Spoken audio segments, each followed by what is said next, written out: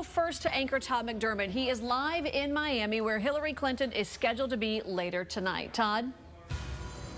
And there's a very good reason for that, Tiffany, because Florida is so important 2 weeks from today. Again, this is a very big night for Democrats and Republicans. Hillary Clinton wasting no time garnering more support in Florida 2 weeks before. She'll be here tonight for an election watch, rally, and a speech tonight.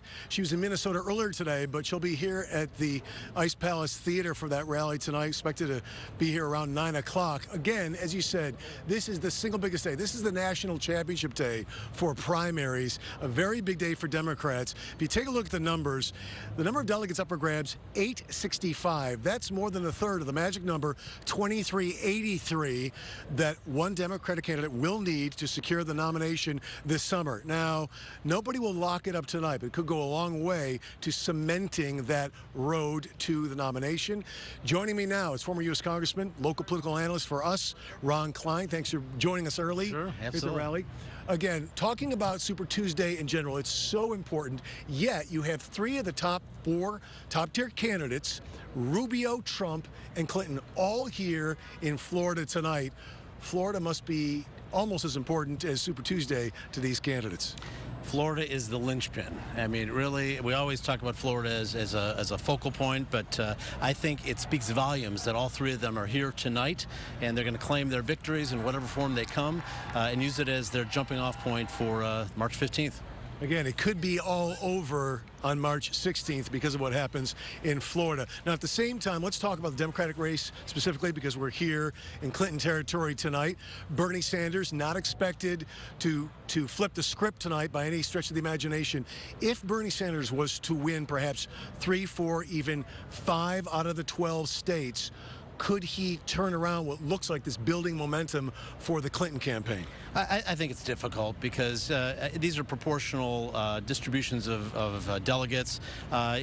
It'll help, but I think it just prolongs what I think will, over time, the next number of weeks, be a continuing building of momentum, more votes, more people interested, more supporters going over to Hillary's side. And at some point, probably within the next 2 to 4 weeks, I would expect she'll probably have close to the number of delegates. Yes or no answers. Bernie Sanders win any of the southern states today? No, I don't think he will. Ron Klein, thank you very much. We're relying on you a lot in the days, weeks, and months to come. Now, Angela Rozier is with the Rubio campaign, also in South Florida tonight at the Ronald Reagan Equestrian Center, a good place for a Republican Party. Angela, I know that somebody with you also has some thoughts on the race tonight. That's absolutely, as a matter of fact, on this Super Tuesday. A quick look first, though, back at the election season, which started with 17 Republicans, and now we're down to 5. We're talking Donald Trump, Marco Rubio, Ted Cruz, John Kasich, and Ben Carson. And Rubio, like Clinton, started the day off in Minnesota and will make his way here to the Ronald Reagan Equestrian Center. And tonight could be a big game changer for some of the Republican candidates. And joining me live, as you said, political analyst Adam Hasner. Thank you so much, first of all, for being with me today. Great to be with you. Any chance of Rubio winning a state? He hasn't won one yet. And so what do you think? Well, I think there's 12 states, and there are some states like Minnesota where Rubio is running strong. He spent the day there earlier, as you said. But remember, the delegates today until March 15th are proportional. And so it's really about picking up delegates to that count to 1,237, which is what you need for the nomination. And so watch congressional districts. It's not just about who comes in first in each state. It's about who's winning in certain congressional districts, because even in a state where you finish second, you might actually end up picking up more delegates than the person who comes in first. So it's delegate math that the Republican candidates are paying attention to. And we talked earlier, is it more important for him, I'm not sure if I'm saying it correctly, for him to look at Cruz right now and then deal with Trump later? Well, right now it's really about the Trump candidacy versus who's going to be the non-Trump. And what the Rubio campaign's trying to do is get this down to a race between Marco Rubio and Donald Trump. That's because Trump is getting about 35 to 40% of the vote. The other candidates are splitting that 60 to 65%. And if you can get it down to a two-person race, then you're in a situation where you can put together that non-Trump vote. That could make the difference March 15th in Florida and Ohio, and then as the race goes on into some of the other states beyond March 15th. And my last question quickly, if he doesn't want to say tonight, is he out? He's not going to be out. I don't think any of the candidates are going to be dropping out after tonight. I think you're going to see Ted Cruz possibly winning Texas, maybe another state like Arkansas. If he does that, you're going to see these candidates continue. And March 15th in Florida is really going to become all important because it's 99 delegates and it's winner take all. Thank you so much again, Adam, for joining me. Todd, back to you. All right, Andrew, should be an interesting night there for the Rubio camp. Now, we mentioned that 3 of the top 4 top-tier candidates are here. Ted Cruz in his home state of Texas. Donald Trump will also join voters in South Florida tonight. Now, earlier in the day, he was campaigning in Ohio and Kentucky all day, but scheduled to leave that area at 4. He'll be at where else? His own home, Mar-a-Lago, the club in Palm Beach, where he's scheduled to hold a news conference tonight at 9 o'clock. The club costs $100,000 to join, but it's open to everybody tonight. Even guys like Ari Height. My friend, reporter Ari Height, will be there live during that event. Again, Trump's scheduled to speak at 9 o'clock. We'll have much more live coverage at 6 o'clock on the events to come. But for right now, I want to send it from Miami back to Felicia and Tiffany in the studio. All right, Todd, thank you.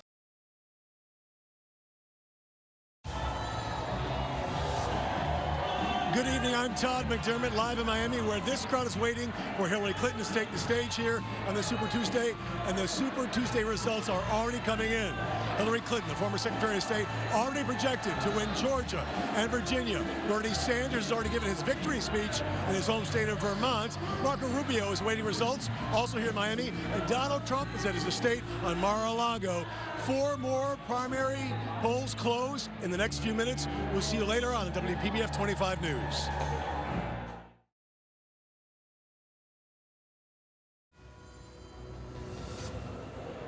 Good evening, I'm Todd McDermott, where this crowd in Miami is waiting for Hillary Clinton to take the stage. Some major Super Tuesday results are already in. Let's take a quick look right now.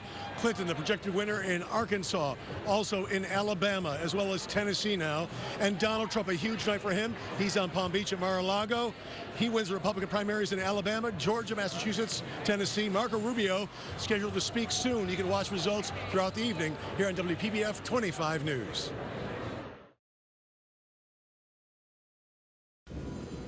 She really did, Tiffany. Hillary Clinton and Bernie Sanders both needed this night, this Super Tuesday, to be the moment. For Clinton to hit another gear in the race for the White House and the nomination.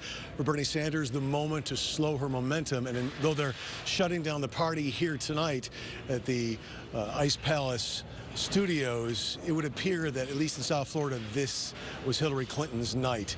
The crowd electrified from the very beginning, and through the downtown Miami crowd, they continue to crank it up with each and every early Clinton primary win throughout the South and as far north as Virginia. By the time she stepped on stage with Texas in her pocket, too, the candidate sounded like a winner. Looking ahead, the crowd feeding off her energy and her message. America never stopped being great.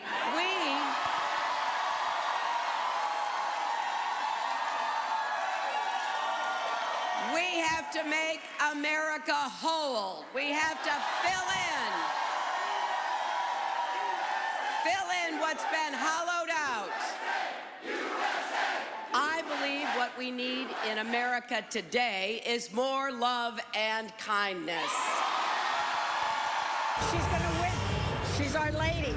She was the first lady, and she's gonna be our new president of the United States. Everything that she said is so true and so necessary. Now, the former Secretary of State did tell the crowd that she had spoken with Senator Sanders tonight after his win in Vermont. Many observers would say, though, that Senator Sanders' very early exit from the public view tonight, clear sign that momentum and Super Tuesday belong to Hillary Clinton. Now, onto the Sanders campaign again. He did appear in Vermont tonight to talk to supporters during his rally in his home state to celebrate his victory in that primary. Sanders saying that no matter what the outcome tonight, he's in it for the long haul in the race for the Democratic presidential nomination. He said his campaign has many enemies, but will persevere. Wall Street may be against us and the super PACs may be against us, but you know why we are going to win? because our message is resonating, and the people, when we stand together, will be victorious. The self-proclaimed Democratic Socialist and independent, actually, in the Senate, has represented Vermont in Congress for more than a quarter century in the House and Senate combined. He won the neighboring New Hampshire primary again last month, but this was not the night that he was hoping for. Now, you mentioned at the start that this was a super night for the front runners on both sides of this race, and Donald Trump appeared tonight at his Mar-a-Lago estate. Again, a very big win for him. Ari Height was there for all that, and Ari, I'm guessing that it was quite a crowd and quite a happy crowd tonight there. Well, unlike the other candidate, Donald Trump did not have a rally tonight. This was just a news conference, but you certainly got the feeling that Donald Trump wanted to celebrate. He stopped short of saying this race is over, but he was not shy about calling this a, quote, tremendous night for him. Let me go ahead now and show you some exclusive video. This is Donald Trump about 8:30 tonight here at Mar-a-Lago on Palm Beach, watching the returns from the bar here at the club. And you can tell by looking at his face, he was really enjoying what he saw. He had been scheduled to come out and speak to reporters around 9 o'clock, but he wound up coming out around 9:45. He was introduced by New Jersey Governor Chris Christie, and Trump sounded very much like a man who expects to win this nomination. He talked about his plans on immigration and unifying the country. He attacked what he calls Hillary Clinton's failures, and he also explained why he thinks the economy is failing. I mean, our nation is in serious trouble. We're being killed on trade, absolutely destroyed. China is just taking advantage of us. I have nothing against China. I have great respect for China, but their leaders are too smart for our leaders. Our leaders don't have a clue. And the trade deficits. Trump congratulated Ted Cruz on his wins tonight in both Oklahoma and Texas. He then turned his sights on Marco Rubio. He called him a lightweight and called him the biggest loser of the evening. As for Florida Governor Rick Scott, he called Rick Scott a great friend, but said at this point he does not know who Governor Scott will endorse. That is the very latest reporting live on Palm Beach. Ari Height, WPBF 25 News. Todd, back to you. Ari, a big night, and my mistake that they would hold a rally. I've been in that big ballroom at Mar-a-Lago. Looked like it was the right place for a party, but the bar will do on a big night for Donald Trump. And at the same time, I do know there was another political rally here in Miami tonight. Senator Marco Rubio at the Ronald Reagan Equestrian Center in Tropical Park. Angela Rozier was there, and I'm wondering what kind of crowd you had at your event, Angela. A very energetic crowd here. As a matter of fact, a very energetic Marco Rubio. And, you know, even though he didn't win any states, he gave his supporters here tonight something to look forward to, as he says, once he's in the White House.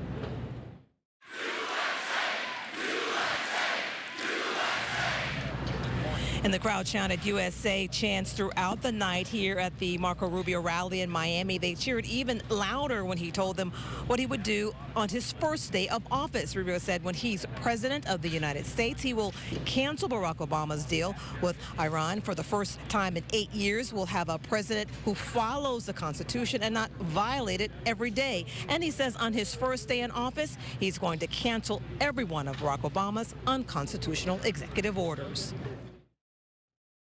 His chances are pretty good. I do like him, and I would vote for him. I think that he's really the person who can unite both sides of the party, the ones that are truly conservative and the ones that are just angry. I think can all get behind him in time. So I think he's the answer. Well, not everyone was happy with what they heard here tonight. Police had to escort one man off the property when he began shouting in the middle of the rally. Now, Rubio says that he is excited at what lies ahead for America. He also says 2 weeks from tonight, he will send a message to the nation and the world that America's greatest days are yet to come. And he says we've all been underdogs, but he'll win, and it starts right here in his hometown state. Reporting live in Miami, Todd, back to you. All right, Angela, Florida would be key to Marco Rubio staying in the race. One problem for the senator is Senator Ted Cruz, who won his home state of Texas tonight, as well as Oklahoma, and is talking about other candidates in the GOP field dropping out of the race to unite against Donald Trump. Now, through the night, he did not mention Marco Rubio or John Kasich by name, at least when he originally spoke. He did make it clear, though, he felt they should drop out so Republicans can consolidate around him as the viable alternative to Donald Trump. He asked them to, this is a quote, prayerfully consider the future of their campaigns, declaring that as long as the Republican field remains divided, Donald Trump will have a path to the nomination, which he declared a total disaster for his party. America shouldn't have a president whose words would make you embarrassed if your children repeated them.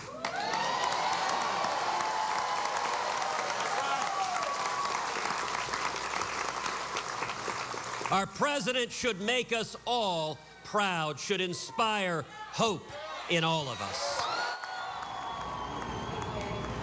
Ted Cruz repeatedly noting he's the only other candidate in the Republican race to win another state. He also, of course, won Iowa last month. WPB 29 News, of course, is your official commitment. 2016 headquarters throughout the primaries and the general election as well. Full coverage on the presidential race. You can always visit our website.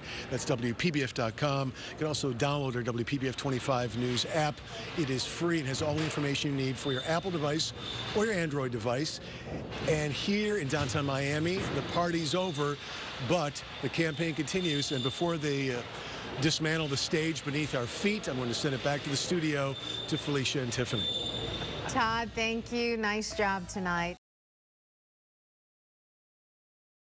Anchor Todd McDermott joins us now with political analysts Ron Klein and Adam Hasner to talk about where the race goes from here. Hi, guys. Felicia, first we welcome our political posse to Commitment 2016. Gentlemen, thanks for being here.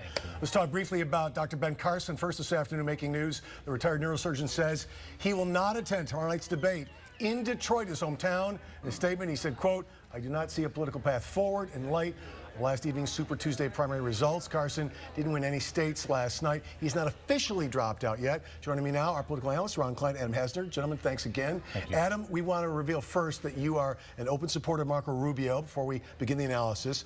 Florida's primary, 2 weeks away. Ben Carson now could actually officially drop out Friday. Let's say he doesn't endorse a candidate. He's got a heavily evangelical bunch of supporters. Where do they go? I think there's going to be a split. I think you're going to see some of the people looking for an outsider who may go to Donald Trump, but the predominant number of his supporters are going to split between Marco Rubio and Ted Cruz. All right, those two names are very important. Donald Trump took 7 states last night. Now there's talk it's now or never for the party establishment to block Trump's nomination. Who has a better chance, looking at the primary calendar with Florida and Ohio coming up less than 2 weeks, to catch fire? Is it Cruz or Rubio?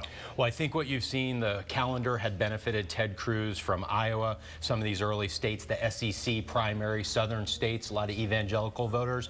The calendar going forward benefits Marco Rubio. This is really, though, Todd, a math game, getting to 1,237 delegates that you need for the nomination. And so as these candidates stay in the race, it really ends up becoming an issue of, will somebody get to 1,237 by the time we reach Cleveland this summer? The other magic number is 2383, the number of delegates you need on the other side of the coin, the Democrats. Hillary Clinton won 7 of 12 last night. She actually has a big lead in delegates. At what point does Bernie Sanders' campaign become more idealistic than realistic? Well, I think Bernie Sanders has been running a campaign with a lot of issues associated with the economic, people's jobs, things like that. And I think it's moving quickly in that direction. I think last night was indicative of a trajectory that's putting Hillary Clinton in a better position. I think on the 15th in Ohio and Florida, she'll continue that trajectory, and it's just a matter of time. But again, there's respect here, and I think they want to go to a convention and come together probably a lot better and more effectively than the Republicans will when it's all over. Nice jab at Adam's party. One last question for you very quickly. Bernie Sanders, does it hurt at all for him to stay in the race all the way until summertime and the convention? Well, I think it would be easier, and I think Hillary Clinton would probably prefer to start a process of running a general election against Trump or whoever she's going to be running against. But listen, he's going to do what he wants to do. Again, I think he adds some conversation to the equation. I don't think she's against any of the issues that he's for. So I think probably she would prefer him to get out, but he'll get out when he wants to get out. Adam Hasner, Ron Klein. The fun has begun, folks. Commitment 2016 coverage with our political analysts. Gentlemen, thank you. Much more to come. Felicia?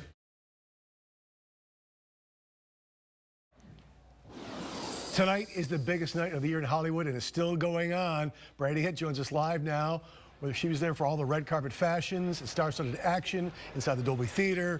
Brandy, you look lovely, too. It was a great night, and I think a lot of people were surprised. Thank you. Well, you're welcome. A lot of people were surprised by the final award of the night, Spotlight winning Best Picture.